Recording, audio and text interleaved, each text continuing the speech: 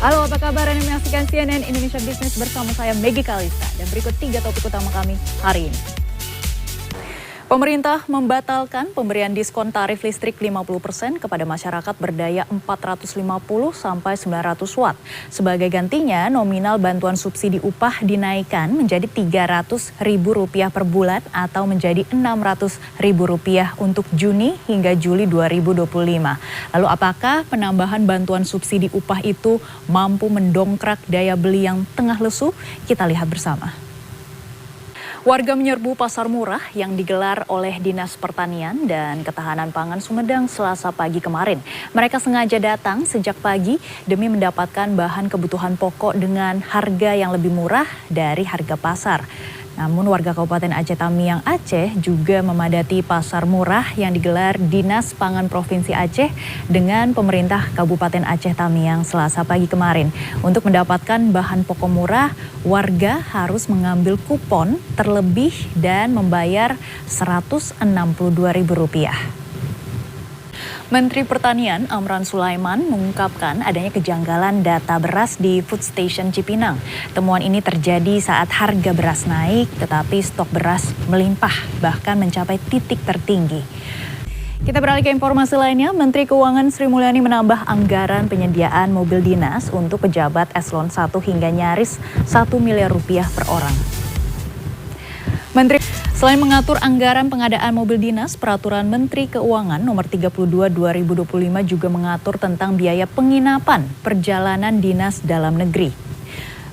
Badan Pusat Statistik mencatat Indonesia mengalami deflasi 0,37%.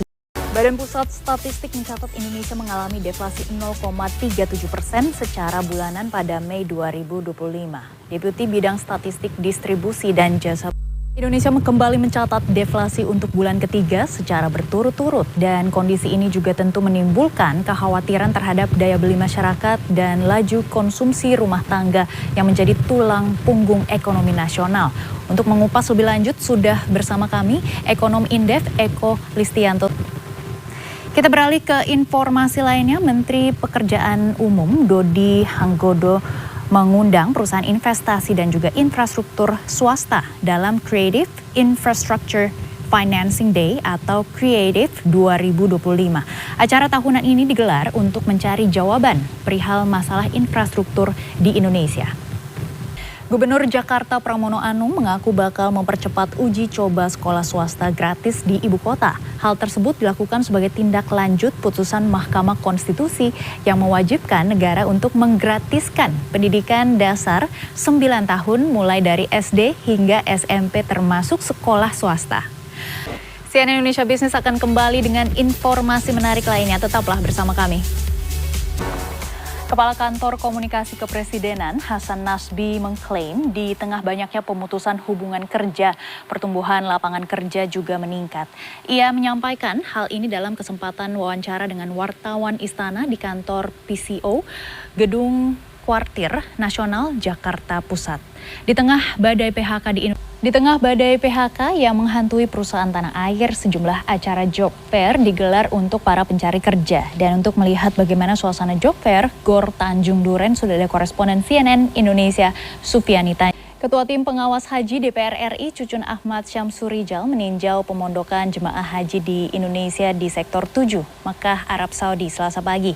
Dalam kunjungan itu Cucun juga mendengarkan suara hati para jemaah calon haji Indonesia.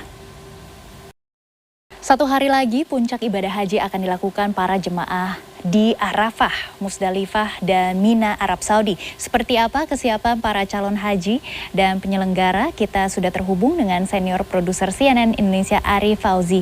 CNN Indonesia Business akan kembali dengan informasi menarik lainnya. Tetaplah bersama kami.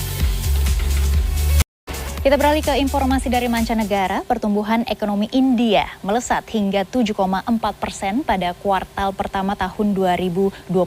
Angka ini bukan hanya melampaui prediksi analis, tetapi juga menempatkan India pada posisi terdepan di antara ekonomi besar dunia melewati Tiongkok pada periode yang sama.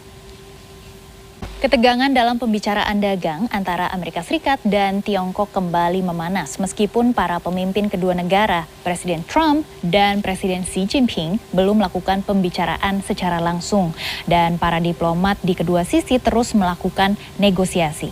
Informasinya sekaligus mengakhiri CNN Indonesia Business hari ini. Saya Meggy Kalista, terima kasih, sampai jumpa.